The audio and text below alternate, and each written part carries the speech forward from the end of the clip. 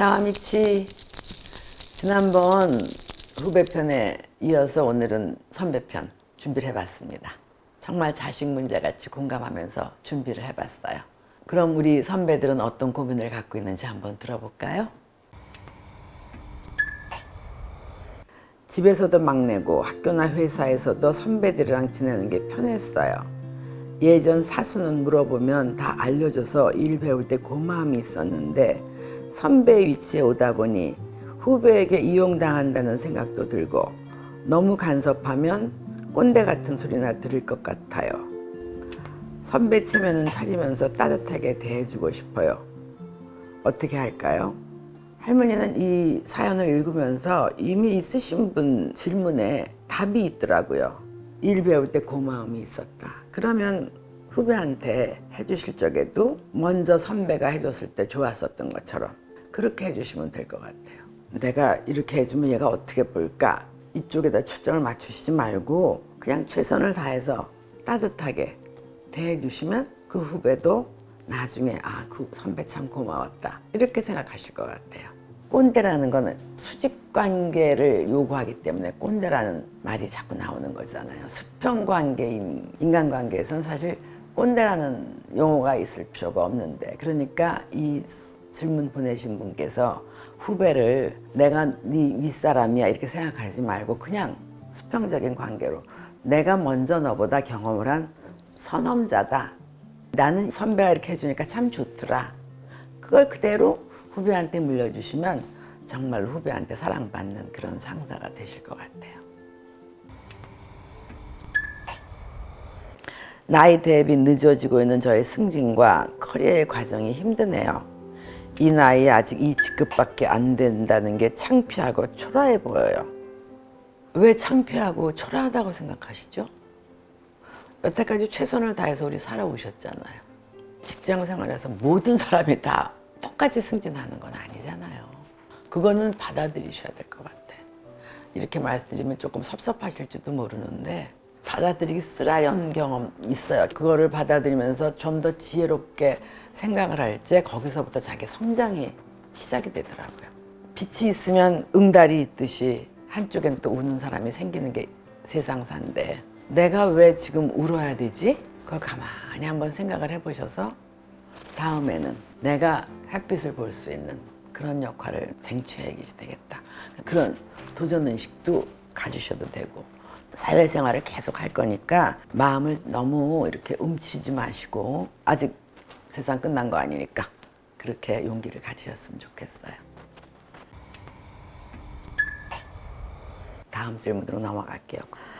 30살 워킹맘입니다. 재작년 첫째를 낳고 10개월 육아 휴직 후 돌아와 열심히 일도 하고 바쁜 하루를 보내고 있습니다. 첫째에게 큰 재산이 될 것 같아 둘째를 낳고 싶다는 생각이 드는데요. 또 육아 휴직을 하자니 직장에 공백이 생기는 만큼 저의 입지가 좁아질까 걱정됩니다. 어린 시절 아이들과 시간을 더 많이 보내지 못한 것과 일을 더하지 못한 것 어떤 게 더 후회가 되셨나요? 두 영역에서의 밸런스를 맞추는 건 너무 어렵고 고민이 많이 되는 것 같아요. 이럴 땐 제가 슈퍼우먼이었으면 좋겠어요. 아기를 둘을 키우시고 싶으면 터울을 많이 두지 마세요. 형편이 된다는 건 주변에 뭐 키워줄 수 있는 사람이 있다든지 아니면 회사 분위기 자체가 엉겁어서 육아휴직을 해도 인정이 되는 그런 회사 분위기면 가능하면 할머니는 터울이 없기를 바라고, 터울이 없어야지 서로 잘 지내거든요, 친구처럼. 그 다음에 할머니는 이제 나이가 들고 나니까 우리 아들들이 한참 클 적에 그 시간을 같이 못 해준 게 제일 큰 회한이에요. 그러니까 우리가 왜 일을 하려면 컴퓨터에 파일이 많잖아요. 딱 회사에 있을 적에는 회사 일만 하세요. 그리고 딱 퇴근을 하는 순간 그 파일을 클로즈해서 집어넣잖아요. 집어넣고 그 다음에는 엄마 버전으로 가는 거야. 내일 아침에 이 회사 문을 두드리기 전까지는 나는 엄마. 오늘 저녁에 가서는 애기들하고 어떻게 뭘 놀아줄까? 저녁은 뭘 해줄까? 집에 있는 동안엔 엄마로서 그 공간에 충실하게 다 잊어버리세요. 안 그러면 못 견디지. 그 역할을 어떻게 다 해내요. 쇳덩어리도 아닌데 그렇잖아. 그런 훌륭한 결심을 하셨으면 토를 좀 줄이시고 그 다음에 머릿속에 파일이 많다고 생각하시고 이 역할이 끝나면 그 파일은 닫고 그 다음 파일 이런 식으로 하시면 조금 더 효율적으로 시간을 쓰실 수 있지 않을까. 할머니 이렇게 생각을 해요. 외국에서 직장을 다니면서 한국에 있는 가족들과 보내는 시간을 놓치는 것 같아 고민입니다. 벌써 외국에 혼자 산지 10년째. 저희 모든 생활은 여기 있고 부모님도 제가 커리어를 잘 쌓아나가는 걸 원하신다는 것도 알지만 1년에 한 번 부모님을 공항에서 만날 때마다 점점 나이 드신 모습에 내 우선순위가 잘못되어 있진 않았나 생각이 드네요. 제가 중요한 걸 놓치고 사는 걸까요? 이거 읽으면서 내가 코가 왜 맹맹해진다 그러죠? 울컥하고 아유 얼마나 10년 동안 힘들었을까. 그런데 나도 자식을 외국에 두고 있는 자식이 있지만 부모님은 자식이 잘 되는 거가 제일 우선순위예요. 물론 1년에 한 번 왔는데 어머님 아버님 뵈면 마음이 착잡하시지. 근데 그건 그냥 그게 자연현상이에요. 그렇게 받아들이셔야 돼. 그러니까는 어른이 된다는 건 참 포기할 건 포기하고 담담해져야 될 필요도 있고 때로는 용기를 가져야 될 필요도 있고 그래서 오히려 진짜 부모님이 염려가 되면 자주 그냥 안부 여쭙고 이렇게 객지에서 건강하게 씩씩하게 일할 수 있게 모든 에너지를 주셔서 감사합니다. 그렇게 부모님을 안심시켜 드리는 게 가장 큰 효도라고 생각해요. 40살 아미카입니다. 그리 여유로운 집안 형편이 아니어서 20대엔 공부하며 빚을 갚느라 30대엔 먹고 사느라 허덕이다 보니 결혼도 못했고 건강도 잃어서 이제 회복해 가고 있어요. 생각해보면 일과 결혼했다 싶게 살았는데 이만큼 나이를 먹고 그 일마저 내려놓고 보니 병든 껍데기만 남은 것 같아 헛헛하고 슬퍼지네요. 일과 가족 그리고 자신의 삶 간의 밸런스를 어떻게 유지해야 할까요? 내 건강이 나빠지면 다 잃는 거잖아요. 그러니까 지금은 하루 종일 24시간 내가 하고 싶은 거, 내 건강을 회복할 수 있는 거 그게 산책일 수도 있고 맛있는 음식을 먹는 거일 수도 있고 음악을 듣는 거일 수도 있고 책을 보는 거일 수도 있고 그냥 햇볕 따뜻한 곳에 멍하니 앉아서 지나간 시간도 반추해보고 앞으로 뭐 할까 이런 공상하는 것 본인이 가장 하고 싶은 거 그걸 하면서 일단은 건강을 회복하시는 게 저는 가장 중요한 거라고 생각해요. 일도 해보셨고 여러 가지를 해보셨으니까 삶에 있어서 가장 중요한 우선순위가 뭔지는 아실 거 아니에요. 저는 제일 먼저 건강 회복하는데 주력하셨으면 좋겠어요. 숨이 막혀요. 계속 남들보다 잘하라고 노력해왔고 원하던 직장을 가졌어요. 그런데 여기서도 계속해서 남을 밟고 일어서야 승진하고 살아남을 수 있더라고요. 끊임없는 경쟁에 너무 지쳐요. 언제쯤 마음 편히 쉴 수 있을까요? 할머니가 이 질문을 읽으면서 할머니도 모르게 이가 이렇게 악물어지고 그래 아직도 약육강식의 그런 정글 같은 세상이지.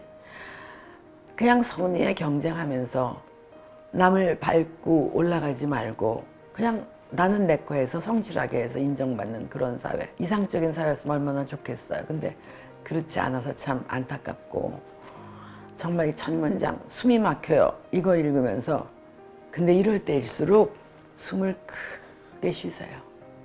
이렇게 단전에다가 이렇게 힘을 주고 숨을 크게 쉬시고 그래 내가 믿는 선한 방법으로 내 실력으로 도전해서 도달하는 데까지 한번 가보자. 할머니는 이렇게 하고 살았어요. 그랬을 적에 훨씬 더 좋은 결과가 나오는 경우도 많아요.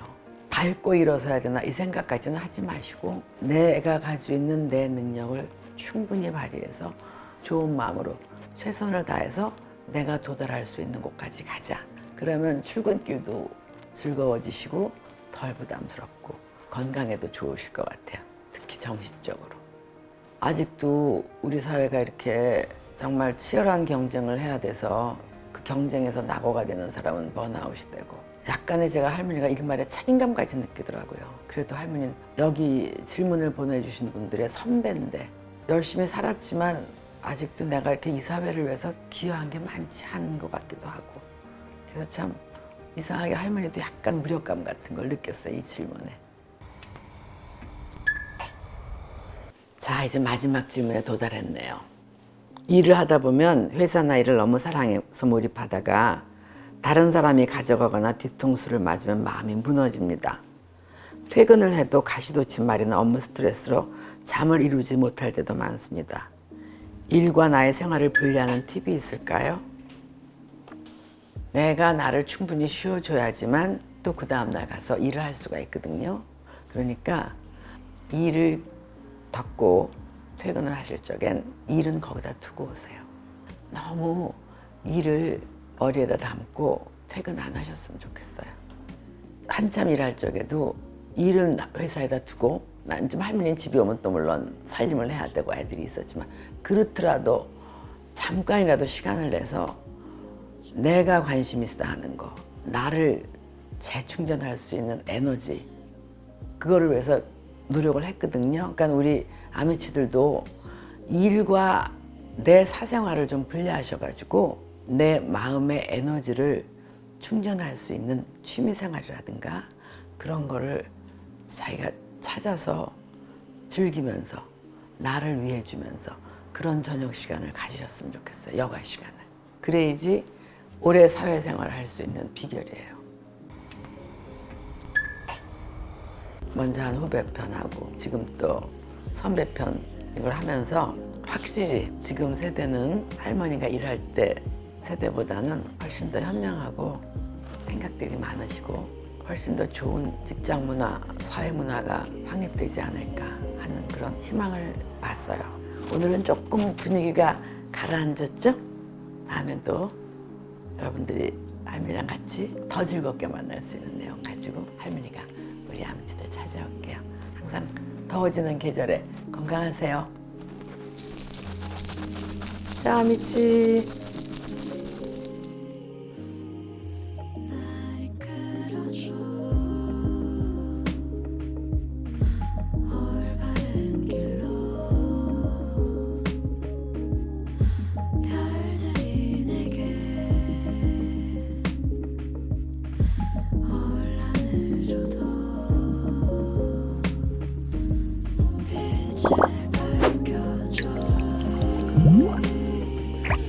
길을 보여줘 나의 빛으로